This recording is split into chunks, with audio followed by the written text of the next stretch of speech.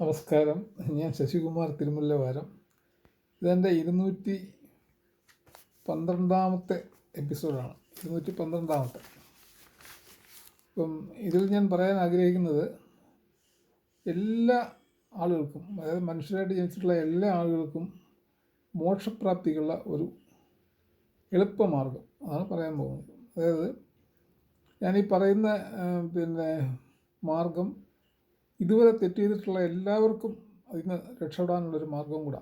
ഇതുവരെ നമ്മൾ എന്ത് തെറ്റ് ചെയ്തിട്ടുണ്ടെങ്കിലും അവർക്ക് ഭഗവാൻ മോക്ഷം തരാനുള്ള ഒരു മാർഗ്ഗമാണ് ഞാൻ പറയുന്നത്. അതായത് എളുപ്പമാർഗ്ഗമെന്ന് ഞാൻ ഉദ്ദേശിച്ചത്. അതായത് ഇപ്പം മാർക്കണ്ഡേയ പുരാണത്തിൽ പറയുന്നുണ്ട്, മനുഷ്യൻ്റെ എല്ലാ ദുഃഖത്തിനുമുള്ള കാരണം ഇത് എല്ലാം നിത്യമാണ്. ഈ നമുക്ക് കിട്ടിയിരിക്കുന്ന സൗകര്യങ്ങളും കാര്യങ്ങളും, അല്ലെങ്കിൽ നമ്മുടെ കുടുംബങ്ങളും ഭാര്യയും മക്കളും സ്വത്തുക്കളും എല്ലാം നിത്യം, അതായത് സ്ഥിരമായിട്ടുള്ളതാണെന്നാണ് നമുക്കൊരു ധാരണയുള്ളത്. അതുകൊണ്ടാണ് ഈ എല്ലാവർക്കും ഈ ദുഃഖം ഉണ്ടാകുന്നതെന്നാണ് മാർക്കണ്ഡേയ പുരാണത്തിൽ പറയുന്നത്. പിന്നീട് സംസാര ദുഃഖത്തിൽ നിന്ന് രക്ഷപ്പെടാനുള്ള ഒരേ ഒരു മാർഗം മാർക്കണ്ഡേയ മുനി പറയുന്നത് നമ്മുടെ ദൈവത്തിൻ്റെ പാദങ്ങളെ ആശ്രയിക്കുക എന്നുള്ളതാണ്. അത് ഏത് ജാതി മതമൊന്നും ഒരു വിഷയമേ അല്ല.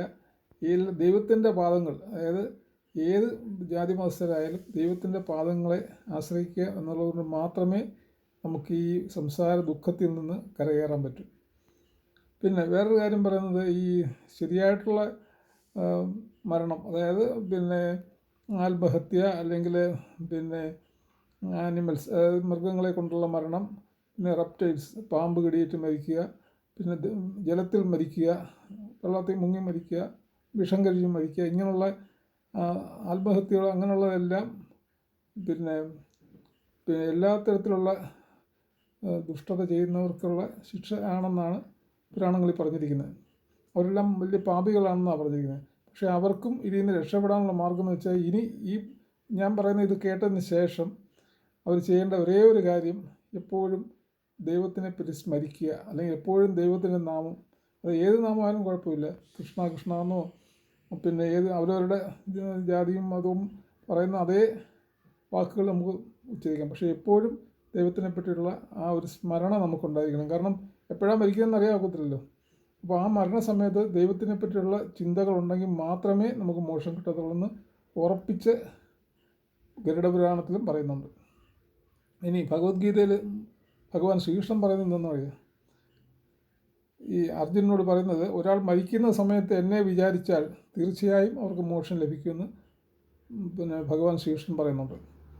മനസ്സിനെ കീഴടക്കുക എന്നുള്ളത് സാധാരണഗതിയിൽ പറ്റുന്ന കാര്യമല്ല. അതായത് മരണസമയത്ത് ആർക്കും അങ്ങനെ ഈ ദൈവത്തിൻ്റെ പേര് വിളിക്കാൻ സാധാരണ തോന്നാറില്ലെന്നാണ് പറയുന്നത്. കാരണം അവർക്കെപ്പോഴും വേദനയും ഭയവും മറ്റും മനസ്സിനെ കീഴടക്കുമെന്ന് പറയുന്നത്. സാധാരണക്കാർക്കെല്ലാം മരണസമയത്ത് പേടിയും അതുപോലെ തന്നെ വേദനയും ഒക്കെ ഉണ്ടാകുന്നതുകൊണ്ട് അവർ ഈശ്വരൻ്റെ കാര്യം ആ സമയത്ത് ആലോചിക്കത്തില്ലെന്നാണ് പറയുന്നത്.